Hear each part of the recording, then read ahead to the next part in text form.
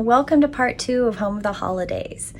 I'm going to, in this video, show you how I constructed a partlet and a muff. If you are sensitive to the use of real animal fur, you probably don't want to watch this video. I hope that you enjoy this video. Please hit like, subscribe, and definitely comment. Please tell me what you thought about the process. I'm still learning. As an artist, I am constantly creating, but the filming, editing, and processing aspect of that talent is still developing, and it's exciting. My real fur philosophy is thus. The fur that I'm using in these projects is already readily available. It was free, and I'm repurposing.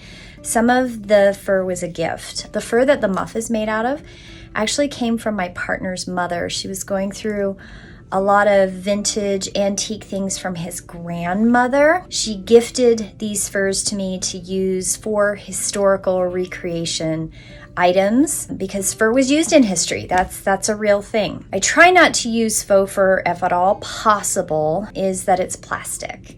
It doesn't biodegrade, it doesn't break down, it melts because it's plastic. It's not the best material to use. So I choose not to use faux fur if at all possible.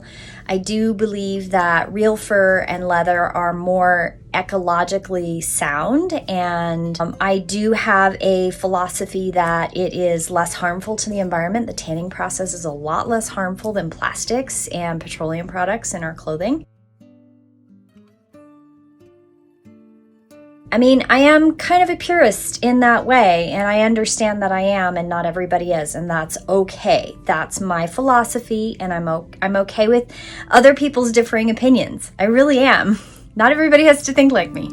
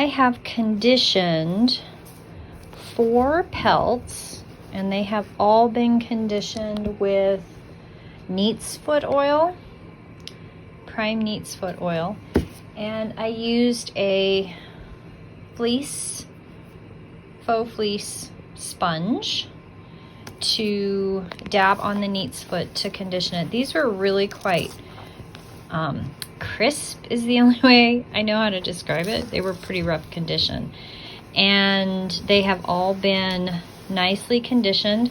I'm going to brush the fur out, and then I'm going to sew them all together along the length side. I'm going to sew them all together and figure out how long it is together. I do have some pieces I kind of need to patch.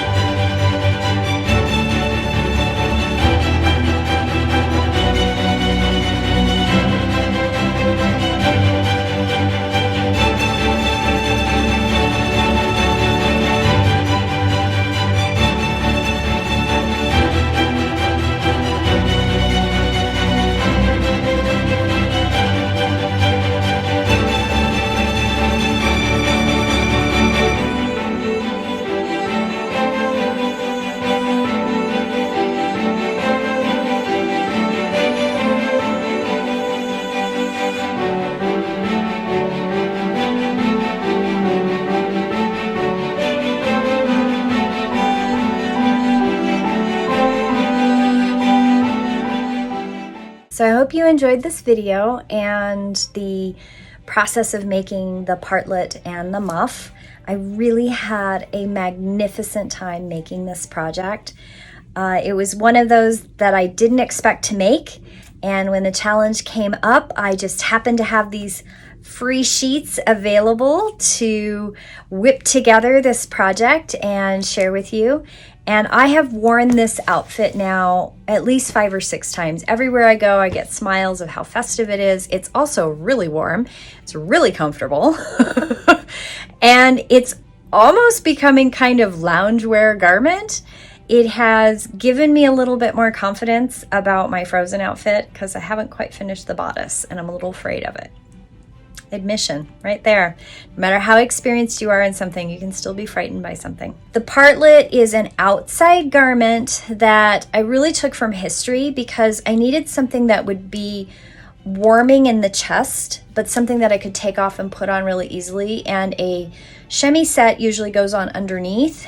You could always use like a Spencer jacket, or you could do a sweater or shawl, or some of my videos you can see me wearing my Sontag, which is my wool wrap. Those are all variations on something that is out of the way, keeps your arms free to do things, but yet keeps you warm in the chest, which is really important. Also, in follow-up, the muff is exactly perfect. It's just big enough to get my phone in the zipper pouch and back out again, which is nice. I chose the neckties because I'm always putting things in stuff, and then I do stuff with my hands all of the time.